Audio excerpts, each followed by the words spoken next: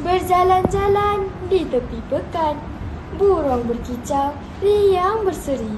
Salam sejahtera saya ucapkan. Semoga hari ini penuh bererti. Assalamualaikum, selamat pagi dan salam sejahtera. Sebelum memulakan bicara, eloknya kira saya memperkenalkan diri terlebih dahulu. Nama diberi Syazah Kaisara binti Sharon. Saya berumur 13 tahun dan sedang menjadi pelajar di Sekolah Menengah Kebangsaan Rosidobi. Kod sekolah saya ialah YEE 3101. Pada hari ini, saya telah memilih sebuah buku untuk dibicarakan yang bertajuk Berdamai dengan Seisi Bumi yang dihasilkan oleh Hazwani Osman. Buku ini diterbitkan pada tahun 2023 oleh Kadokawa Gempak Stars Sendirian Berhad dan mengandungi kira-kira 200 muka surat.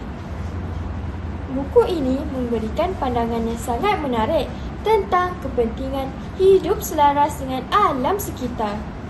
Penulis menekankan bahawa bumi adalah rumah kita semua dan setiap tindakan manusia memberi kesan, sama ada positif atau negatif, kepada kesejahteraan alam.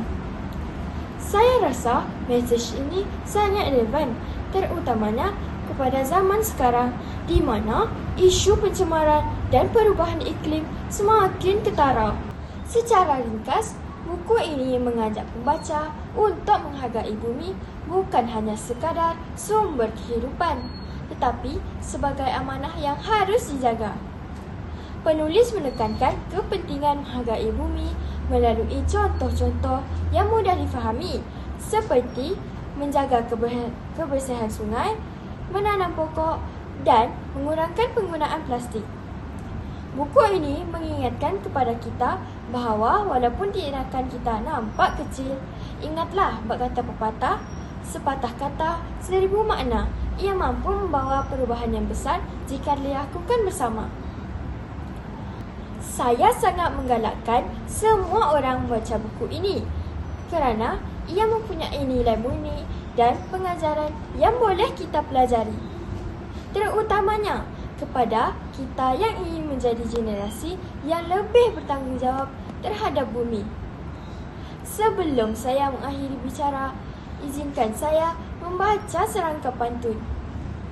Jika ada sumur di kawasan ladang, bolehlah kita menumpang mandi.